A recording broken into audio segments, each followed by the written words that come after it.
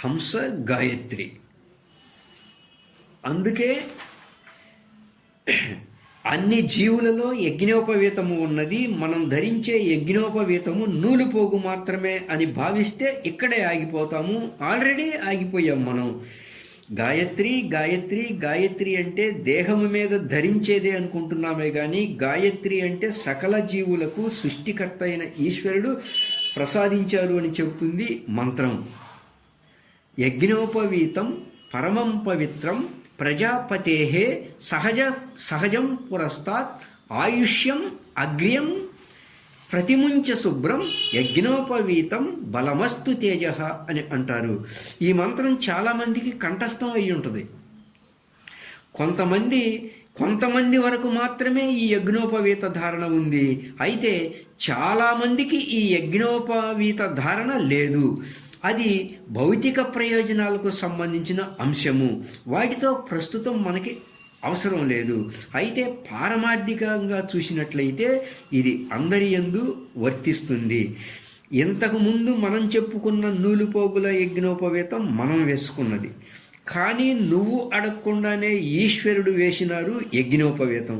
ఎట్లా ఉంది అంటే ఆయుష్యం అగ్ర్యం, ప్రప్రధానమైనటువంటి ఆయుష్ రూపంలో ఉన్నది. బలమస్తు తేజ, దాని నుండే సర్వేంద్రియాలు కూడా బలమును తేజస్సును పొందుతున్నాయి. అది పరమ పవిత్రమై పావనమై ఉన్నది.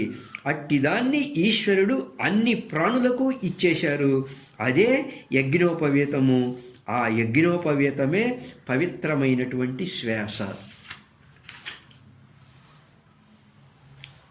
అండి.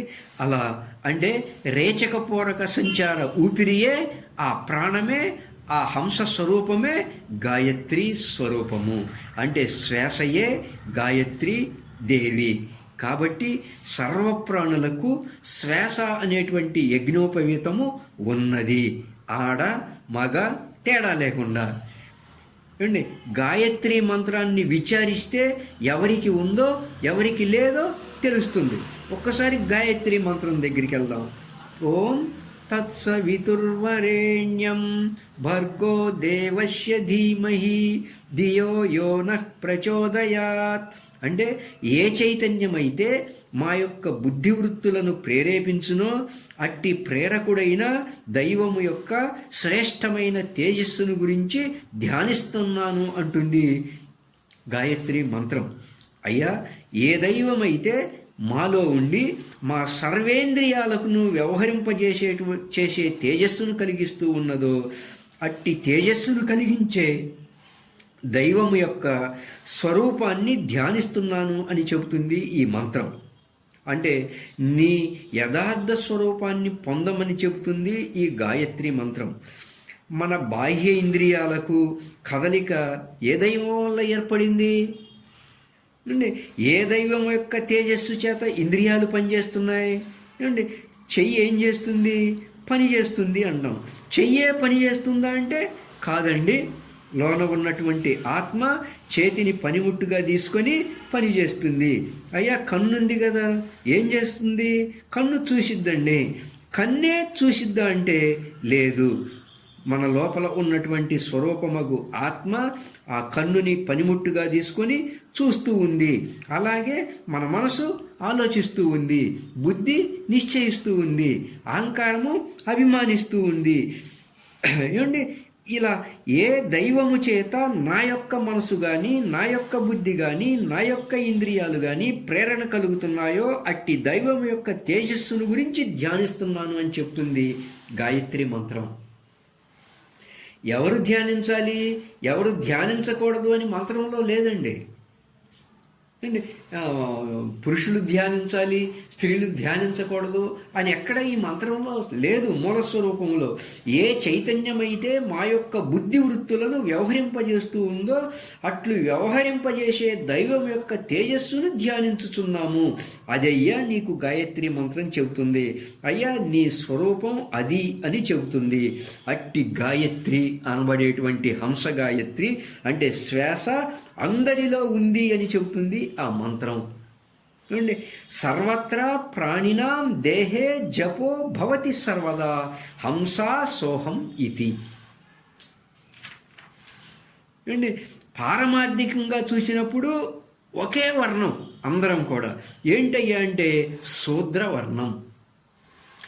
వ్యావహారికంలోకి పోతే అక్కడ చాలా పదాలు ఉన్నాయి. అవన్నీ వ్యావహారిక విధానాన్ని ముడిపెట్టుకుని సామాజిక విధానములో భౌతిక కోసంగా ఏర్పాటు చేసుకున్న పదాలు అవన్నీ కూడా.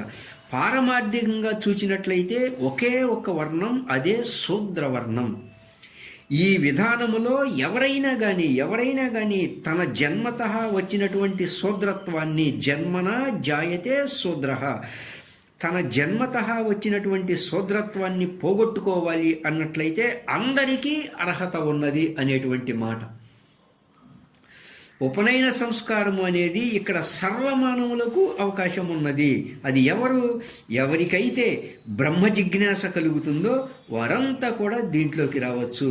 బాహ్యంగా ఉన్న యజ్ఞోపవేత సంస్కారం మాత్రం అక్కడ ఫలానా వారికి మాత్రమే అవకాశం ఉన్నది, ఫలానా వాళ్లకు లేదు అనేటువంటి నియమ నిబంధనలు వ్యవహార విధానంలో చేరి ఉన్న అంశంలో మాత్రమే ఉన్నాయి.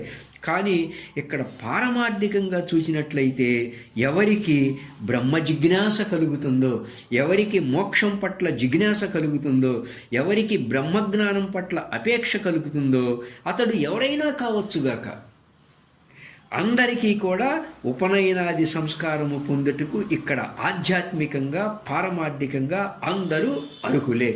అయితే జిజ్ఞాస, శ్రద్ధ అనేది వాళ్ళలో కలగాలి, ముముక్షత్వం కలగాలి, గురువును ఆశ్రయించాలి. దాని ద్వారా వాళ్ళకి ఉపనయన సంస్కారం ఏర్పడుతుంది. ఉపనయన అంటే ఆ శ్వాసకు దగ్గరగా ఉంచే పని గురువు చేస్తాడు, అంతే. గురువు చేసే పని ఇంకేం లేదు. అండి ఆ తర్వాత మనం దాంట్లో ఉండి ఆ గాయత్రి అమ్మవారిని అనుసరించి మనం దాని ద్వారా సంస్కరింపబడాలి. ఎవరికి వారుగా ఆ గాయత్రిని వెంబడించాలి. అదే గాయత్రి అంటే. గాయంతం త్రాయత ఇది గాయత్రి. ఎవరైతే గాయత్రిని వెంబడిస్తారో వారిని రక్షించుటయే, వారిని రక్షిస్తుంది కాబట్టి గాయత్రి అన్నారు. ఈ ప్రకారంగా గాయత్రి యందు ఉండేటట్లుగా గురుదేవుడు ఒక చక్కటి అంటే ఉపనయనం సమీపంగా ఉండేటట్లుగా కన్ను కలిగి ఉండేటట్లుగా మనకి ఆయన అందిస్తాడు. దాని యందు మనం చేరి ఉన్నప్పుడు మనం అనేక జన్మలుగా ఏ మనసైనటువంటి సూక్ష్మదేహంతో వ్యవహారం చేశామో అనేక జన్మలుగా కార్యాలు, పాపకార్యములు ఎన్నో చేశాం. పాపరాశిలో మనసు అనేటువంటి సూక్ష్మదేహాన్ని ముంచి నాశనం చేశాం. ఆ విధంగా ఉన్నటువంటి మనసు అనబడేటువంటి సూక్ష్మదేహాన్ని ఈనాడు మనం సంస్కరింపజేసుకునే అవకాశం గురువు ద్వారా లభించింది. కాబట్టి మనం ఆ శ్వాసకు దగ్గరగా నయనం అంటే కన్ను కలిగి చూపు కలిగి ఉన్నట్లయితే సంస్కరింపబడతాము. ఆ సంస్కరింపబడే విధానములో ఏమవుతుంది అని అంటే యజ్ఞోపవీతం పరమం పవిత్రం. అది మహాపవిత్రమయ్యున్నటువంటి విధానము. సకల మానవులకు శుభము అనుకూర్చే విధానముగా శ్వాసయే ఉన్నది. అది పరమం పవిత్రం. ఈనాడు మన దేహం ఎంత తేజవంతంగా పూజనీయవంతంగా ఉన్నది అంటే దానికి కారణం ఈ శ్వాస వల్లే కదా. దాంతోపాటు బ్రహ్మత్వమును దివ్యత్వమును పొందించే విధానముగా ఈ హంస గాయత్రి ద్వారానే ఏర్పడుతుంది. కాబట్టి ఆ యజ్ఞోపవేతము పరమ పవిత్రం అన్నారు. యజ్ఞ ఉపవేతం. యజ్ఞము అంటే హంస యొక్క ఆశ్రయంలో ఉండడం యజ్ఞము. దాన్ని జ్ఞాన యజ్ఞము అన్నారు. బాహ్య యజ్ఞము ద్వారా పుణ్యాన్ని ఆర్జించుకోవచ్చు, జ్ఞాన యజ్ఞము ద్వారా మోక్షాన్ని పొందవచ్చు. అనగా మన యొక్క వ్యక్తిత్వాన్ని పవిత్రపరుస్తుంది, సూక్ష్మదేహాన్ని పవిత్రపరుస్తుంది, మనసుని పవిత్రపరుస్తుంది. ప్రజాపతే సహజం పురస్తాత్. యజ్ఞోపవేత ధారణ చేసింది ఎవరు అంటే ప్రజాపతి అయినటువంటి సృష్టికర్త అయినటువంటి బ్రహ్మదేవుడు. అంటే విశ్వ చైతన్యమైనటువంటి ఈశ్వరుని ద్వారా యజ్ఞోపవేత ధారణ చేయబడింది. ఈశ్వరుని ద్వారా ఇవ్వబడినటువంటిది ఈ శ్వాస అనేటువంటి యజ్ఞోపవేతము. అందుకని వేద అంటే వేదవాక్ శబ్దములు బయటికి వచ్చుటకు కారణమైన వేదమాత హంస గాయత్రిని అంటే మనకి వేదానికి సంబంధించిన మాటలు బయటికి రావాలి అంటే శ్వాస గాయత్రి, శ్వాస ఉంటేనే అది సాధ్యం. అందుకని ఏమన్నారయ్యా అంటే శ్రోత్రేంద్రియానికి తగిలించుకొని ఈ హంస గాయత్రిని శ్రోత్రేంద్రియానికి తగిలించుకొని మల విక్షేప ఆవరణ దోషాలు తొలగించుకోనాయన అన్నారు. మల అంటే బాహ్య వస్తు విషయ భావనల నుంచి దేహ భావనలలో ఉన్నంతకాలము మలదోషమే. విక్షేపము అంటే మనసు యొక్క ఆలోచన, అంటే మనసు యొక్క ఆలోచన భావనలతో ఆ మనసు యొక్క కదలికల్లో ఉన్నంతకాలము విక్షేపము. ఆవరణము అంటే పై రెండిటిలో మునిగిపోవడం వల్ల మూత ఏర్పడింది. యథార్థ తత్వబోధను శ్రవణం చేసి ఈ 3 దోషాలను తొలగించుకోమన్నారు.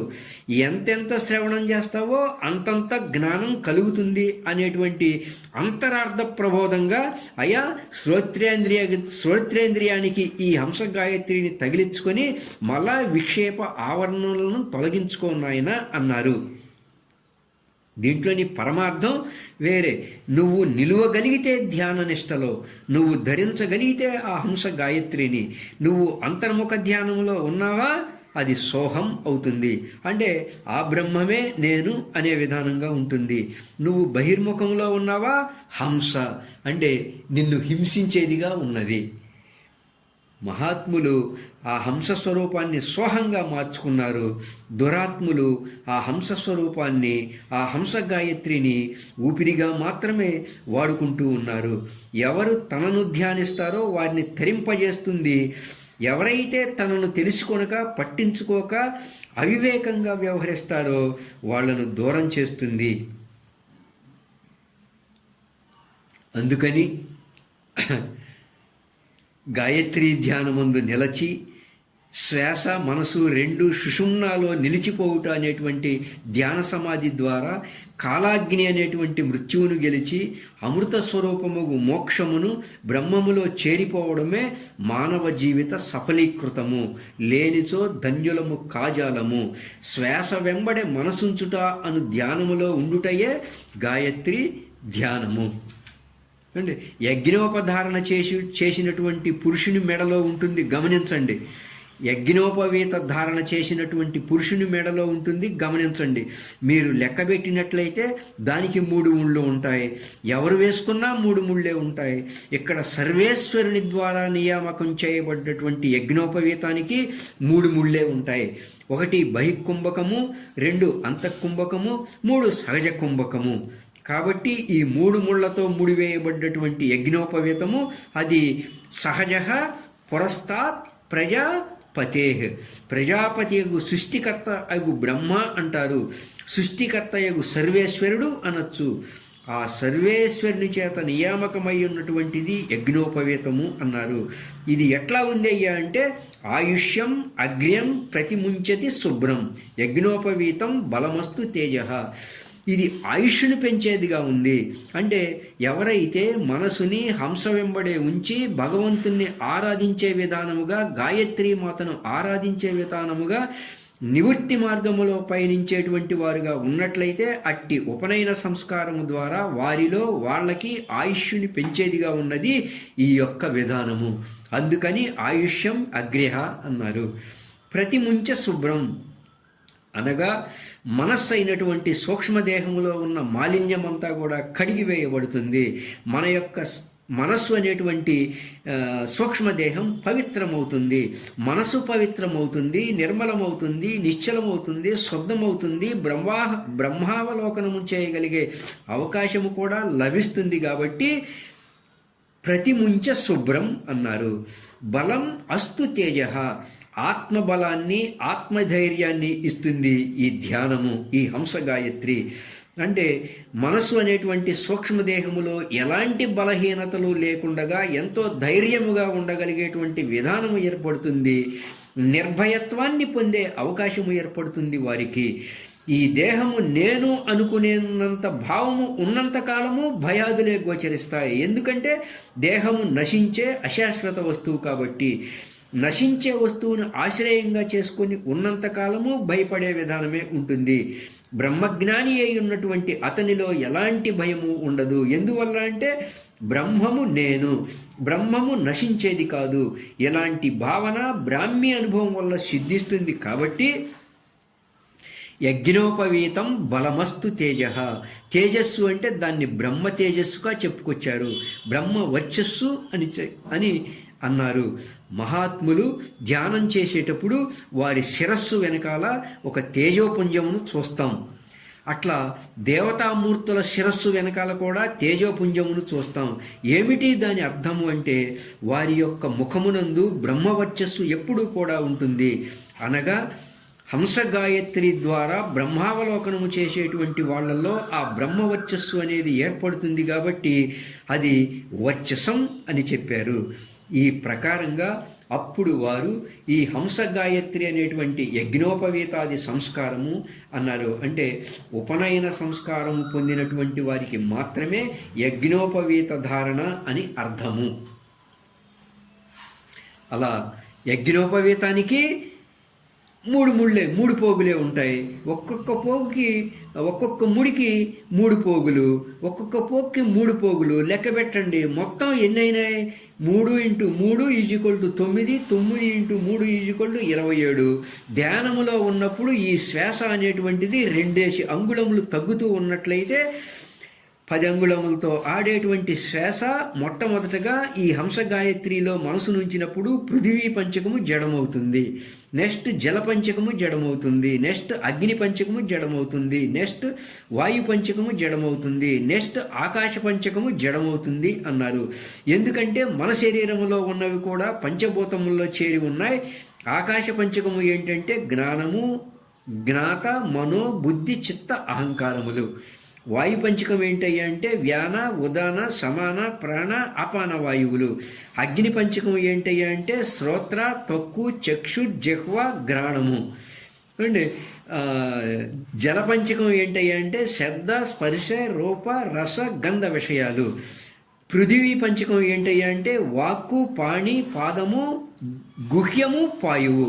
ఇట్లా పంచభూతాలతో చేరి ఉన్నాయి కాబట్టి ఈ పంచభూతముల అంశముగా చెప్పినట్లయితే అది మనకు స్థూలదేహంలో చెప్పే విధానముగా ఉన్నది. ఇంకా కొంచెం లోతుకెళ్తే ఈ శ్వాసలోనే పంచభూతాలు ఉన్నాయి. అంటే ఈ 25 తత్వాలు కూడా ఈ శ్వాసలోనే ఉన్నాయి. అందుచేత యజ్ఞోపవేతములో చెప్పేటువంటివి ఏవైతే ఉన్నాయో 27 అవన్నీ కూడా ఈ శ్వాస యందే ఇమిడి ఉన్నాయి. ఈ శ్వాస అనేటువంటి యజ్ఞోపవేతమును ధ్యాన సమాధిలో ఆ బ్రహ్మజ్ఞాని ధారణ చేశాడు. దాన్ని యజ్ఞోపవేత ధారణ అన్నారు.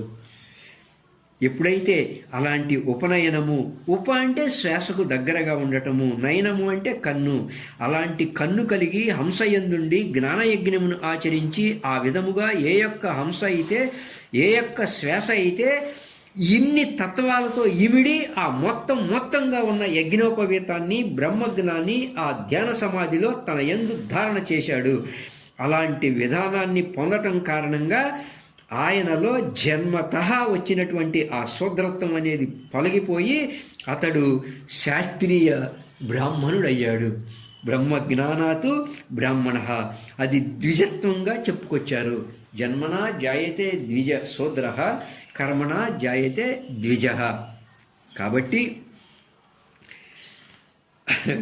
ద్విజ అంటే 2వ పుట్టుక.